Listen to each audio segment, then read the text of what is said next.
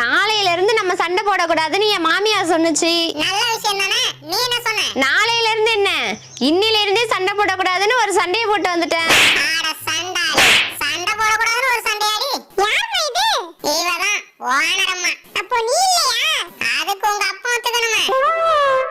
எங்கடி ஓனர் காணோம்? அவன் எங்க போனா எனக்கு என்ன? என்னடி அம்மா அழுத்துக்கிற? அப்புறம் என்னடா, கோழி செத்து பாத்திருப்ப, ஆடு செத்து பாத்திருப்ப, மாடு செத்து பாத்திருப்ப, ஏன் காக்கா செத்து கூட பாத்திருப்ப, ஏன் நாக்கு செத்து பாத்திருக்கீங்களா?